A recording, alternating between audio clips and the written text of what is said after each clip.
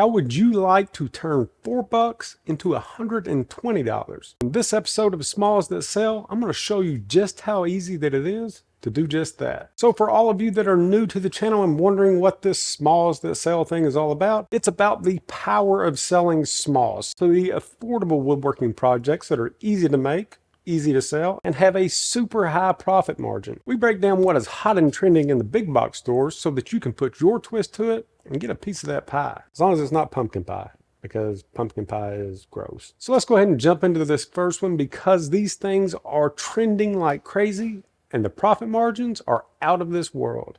So this is one of those woodworking projects that kind of capture in everything that we're looking for. We have the fact that they're trending and that the profit margins are crazy high, but it also falls into some other marketing categories that we've talked about in the past, and anything that people will want to buy multiples of. So check these out. So these giant Scrabble letters fall into this golden egg category, and they're pretty awesome. I'm seeing these things all over the internet and people are loving them. The great thing about this project is, again, people will need to buy multiples. You can pretty much spell out anything that you want, or you can join them together for family names. These particular blocks are 5.5 inch by 5.5 inch, and they are selling for $15 a piece. So let's back up to the 5.5 inch.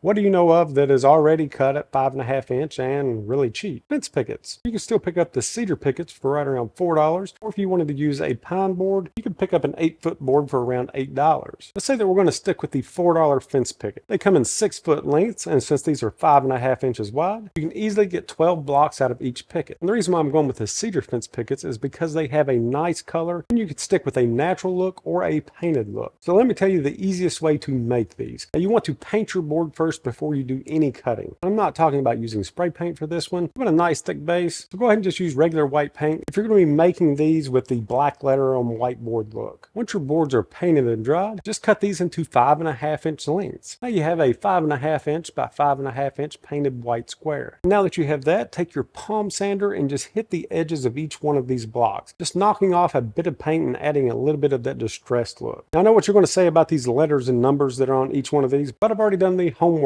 for you. I've found a set of Scrabble stencils that are 4 inches tall and every single letter in the alphabet for $7 on Amazon. You cannot beat that. So I'll make sure to throw a link in the description for those. Once you get your stencils, you know what to do. You just lay that right on top of your white blocks, making sure that everything is covered. Now you can use some black spray paint and just kind of lightly hit that, letting your paint fall onto the stencil. If you get too close with that, the air coming from the cam will actually lift your stencil up a little bit, and you'll end up with some black paint overspray under your stencil, if that makes any sense. But once you have these painted, you're done. You can throw a coat of urethane on top if you'd like, but that's up to you. Now for these ones with the white letters on unpainted wood, you simply stain your material instead of painting it. Instead of using black paint for your letters, you would use white. Regardless of the style that you decide to do these in, they look awesome and they are super simple to make. So let's use, for example, this one. Home Family Loves. That's 12 different letters that they've used to make this, and if you were to buy this from them,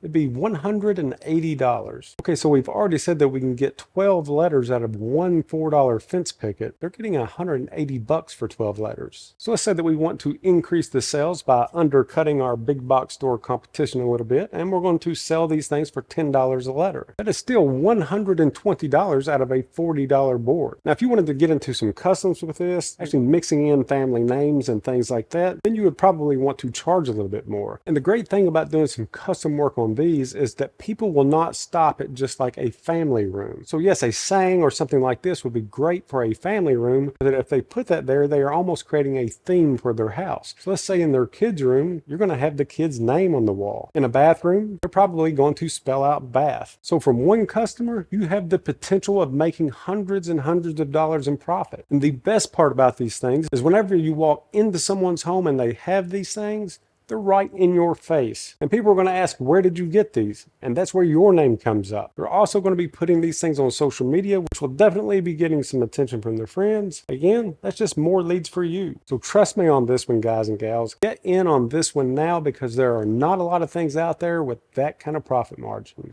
And now a quick thank you to the sponsor of today's video, Incogni. Have you ever signed up for something like a free trial or entered a giveaway only to find your inbox getting swamped with spam emails or your phone getting getting blown up by robocalls? So here's why all of that happens. Companies sell your data to massive firms called data brokers. These brokers compile your personal information like your name, phone number, email, even your address, and sell those to advertisers. When I personally signed up for Incogni, they found my information in the hands of over 240 different data brokers. That's where Incogni steps in. They take care of the entire process for you. Incogni not only reaches out to these data brokers to request the removal of your personal data, but they continuously monitor the market and conduct follow-ups to ensure that your data stays off the grid. If it reappears, they get it removed again, making their annual subscription a powerful long-term solution. If you're ready to take back control of your personal data, check out Incogni and use the code PEACH for 60% off of the annual plan. I'll make sure to throw a link in the description.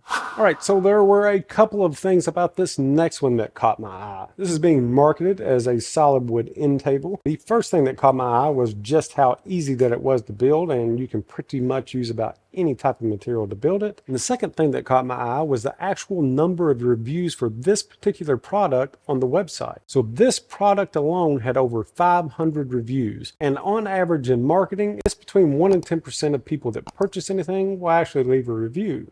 So let's go with the high side. Let's say that 10% left reviews. That means that they have sold 5,000 of these. And the crazy thing is they are getting $100 a piece for these. So a little bit of math here. They've sold 5,000 of these at $100 a piece. They have made a $500,000 off of this one item. So with that being said, we know that people are loving these things. So let's give them what they want. So these little end tables would be super simple to make. These things are 10.5 by 10.5 by 28 inches tall. These are actually listed as being made out of reclaimed wood. So I'm going to say that they probably made these out of pallet wood. Let's say that you don't have any pallet wood and you're just going to be using regular wood and just dressing these things down. The crudely built rustic look is kind of what is driving these sales on these things. As you can see, this entire build is put together with wood glue and just a ton of randomly placed brad nails. So for this, we'll start off with the legs.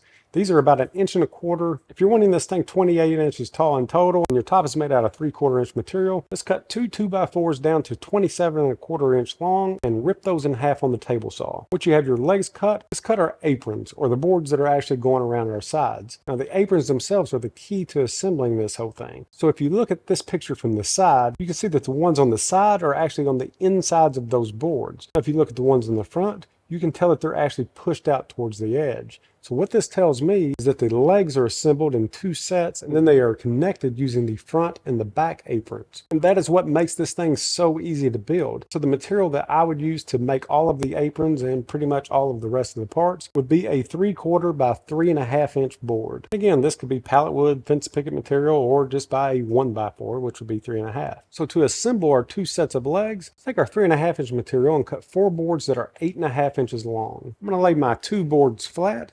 Then at the very top, place one of my 8.5 inch boards, leaving 3/4 of an inch on each side, and connect it there from the inside. And then to connect this bottom apron, I'm just going to measure up a couple of inches from the bottom of my legs and install one there, again leaving 3/4 of an inch on each side. The 3/4 of an inch that we're leaving on each side, that's going to allow for the front board placement in this next step. So now that we have our 2 sets of legs assembled, we're going to be attaching these front aprons to the ones that we just installed, and that will tie everything in together. So for the front and back aprons, you're going to need 4 boards that are 7 inches long. So now that we have the frame of this thing built, the only thing that we have left to do is to add the boards for this bottom shelf and the top shelf. For this bottom shelf, you'll be needing 3 more boards that are 7 inches long, and you can just set those right on top of the aprons. And for our top, you'll need 3 boards that are 10.5 inches long. They've actually installed these the opposite direction of their shelf. However you want to do it, completely up to you, but you are done. This will be a super easy build to mass produce. Now, can you get $100 a piece out of these? Let's say if you make this out of the right material and you have a lot of natural distressing,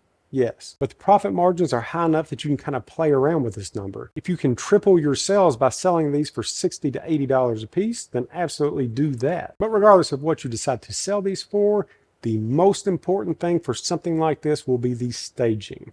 Now, if you make this and you just take a picture of it sitting in the corner of your garage or on a workbench, you're not going to sell anything because it's going to look horrible like that. It's not in a natural place. If you want to make something that is this simple to build and actually sell these, set this thing up on a porch or in any area where it looks like that it fits. Again, like we have talked about in the past, a lot of people cannot imagine things in their area. So that's where staging a product comes in and is so important. You have probably already noticed that most of these big box stores actually have a program into the app. You can just take your cell phone, move it around the room, and actually place that item in that area. And that's where they have the upper hand, because we do not have apps like that. So we are really going to have to step up our staging game in order to compete.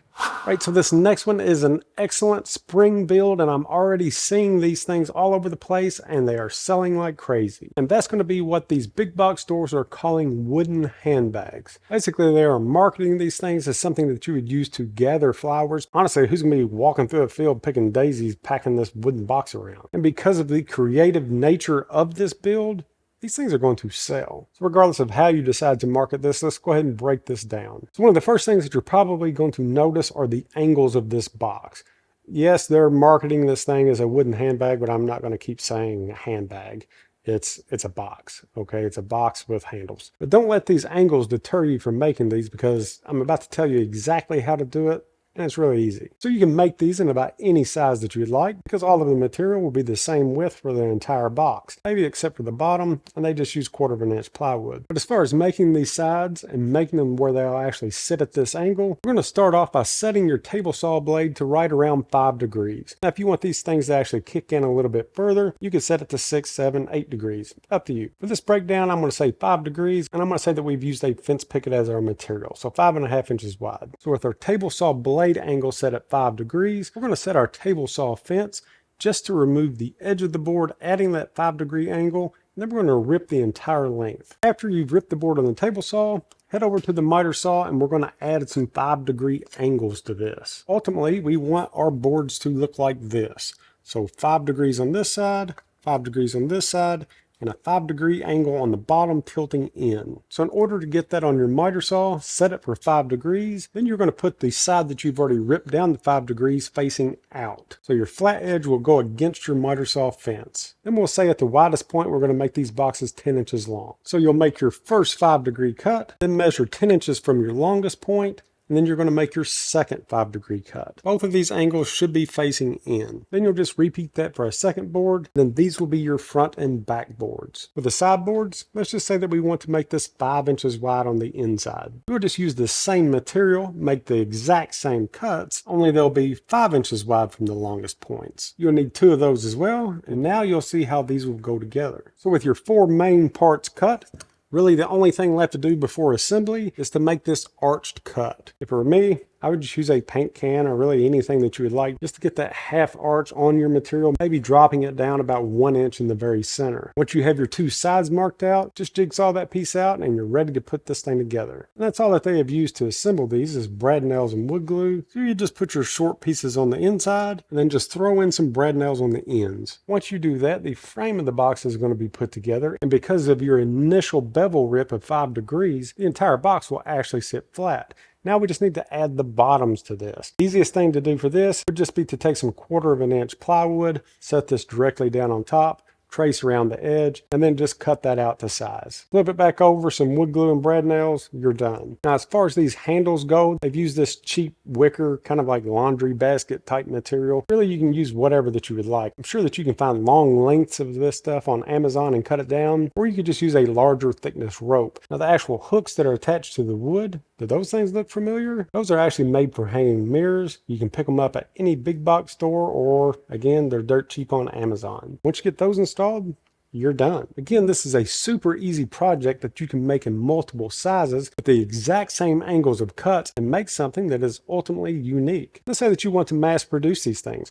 Once you have made your first arched cut on your first side, keep that as a template. Same thing for the ends. Keep those as templates as well. That way that you can just go down a board and trace all of this stuff out before you even make your first cut. Once you start cutting, pop, pop, pop, pop, pop, chop, chop, chop, chop, chop, pow, pow, pow, pow, pow, slice, slice, slice, slice, slice. And then you can just make all of your cuts at once and pop these things together. Say that once you had your process all lined out, You can make one of these in about 10 minutes. A lot of the stores that I have seen these at are selling them for $25 to $50 a piece. I would say that the $25 range is pretty much spot on. And if it were me, I would make a few different sizes to offer these up as a set. Okay, so this next one caught my eye because they are so simple to make and they are pretty neat.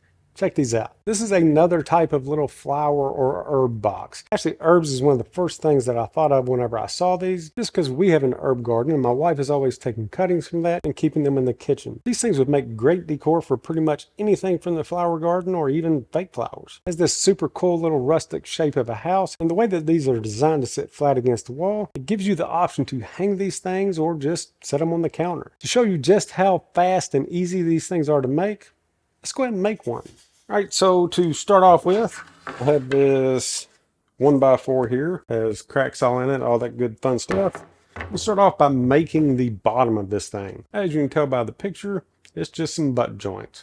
Let's throw this thing together. Since I don't know the exact dimensions for this thing, and you do not have to know the exact dimensions, I'm just going to make mine 12 inches wide on the long sides. Then I'm just going to cut some 4-inch boards as my sides. I'm just going to throw a little wood glue on my side boards, nail this thing together. So with the base made, let's go ahead and make this house looking profile. And to do this, it looks like the sides are going to be right around 8 inches. The top, I'm not really for sure, so I'm just going to leave my board whole. Once I make my 8-inch cut, I'll head over to the table saw and just rip all of this material in half. So they used a 1/4 inch plywood for the bottom of this. So I'm going to go ahead and do the same.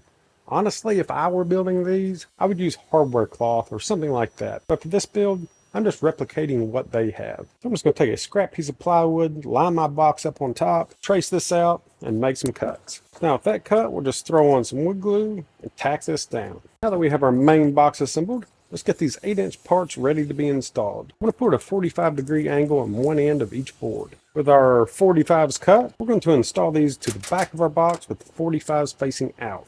Now with those two installed, you can get a rough idea of how long we need our top boards. I'm going to go ahead and cut mine at 12 inches long with 45-degree angles on both sides. Now with my two top boards cut, just to make things a bit easier, I'm going to go ahead and add a little bit of wood glue at the top. Throw in a couple of nails just to help me to hold this into place. Now we just need to add some wood glue to our sides and then square up our top. With our top in place, it's ready to be attached. And last but not least is our little chimney board. I just took the last board that we cut a 45 off of and used that end cut for my chimney piece. And then for the rope to hang this, I just took a scrap piece of rope that I had laying around. It's actually a little bigger than what I need, but I'm just going to staple this to the back. And then just to be on the safe side to keep my rope in place, I'm going to put a small screw and washer into the back. And there we have it. It's as simple and as fast as that. All right.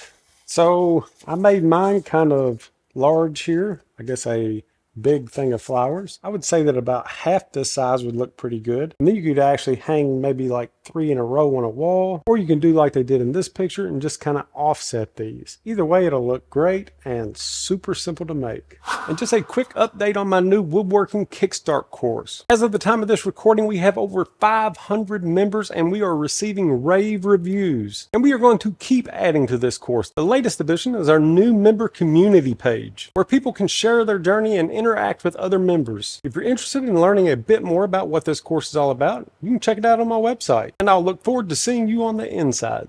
All right, so for this next one, again, what caught my eye was one thing, the simplicity of the design, but the huge thing was the amount of reviews. And that's going to be these fence picket signs. So of course I was attracted to the fence picket part of it, but the 4,300 reviews blew my mind. So if we go by the same math that we did before and use the higher end of 10% of people that purchase will leave a review, that is 43,000 sales. And oddly, the price for this item is $43. So with this $43 item, they have generated $1,850,000 in sales. Yes, you heard that right. $1.8 million in sales with fence pickets. See, I knew that there was a reason why I like fence pickets. Okay, so how are they generating that much money from this super simple design and fence pickets? Well, for one thing, everyone loves these inspirational quotes, including myself. And even more so, this company has done a great job at presentation. So this fence picket farmhouse look is in, it stays in, and it's always going to be in. Like, think back at some of the decorations that your older relatives had. Like the older man and woman with like the pitchfork, or the super cool wooden armed couches, like with the old brown wagon wheel design. you know, super comfortable to sleep on. But basically the point is that farmhouse look has always been in, it's stayed in through different generations. It's just changed in its style or its look. Like in this case, they're using some brighter colors, but it's still farmhouse. And speaking of colors, that is another thing that they are doing to sell so many, is to offer these things in several different colors. Basically a color that will pretty much fit anyone's house. So these are the types of projects that you can partially make to order. So you could assemble your different colored and shaped boards, then put whatever saying that the customer is wanting on the board whenever they place their order. If you look real closely at some of these, the top part of this wording is not even on the product yet. They just went over the top with the computer and put in the wording just to see if it would sell. And then as far as the wording itself, there's several different ways that you can do this, just like we've talked about before. You can laser this stuff in if you have a laser. You can put it on with vinyl if you have a vinyl cutter. Probably the cheapest and the fastest way to do it will be with stencils. And again, hit up Amazon. They have a ton of different sayings and a ton of different stencils that are ready to go. As far as making the backings up for this, you can pretty much use any type of wood that you would like. Since we're trying to make it look like a fence picket, I would just use a fence picket. For the long, skinnier ones, you could just use a 4-inch picket. And for the wider, square ones, you could just use a 6-inch picket, which is 5.5 inches. Or if you already have pallet wood or any other type of scrap wood that you would like to use, you don't have to use a picket at all.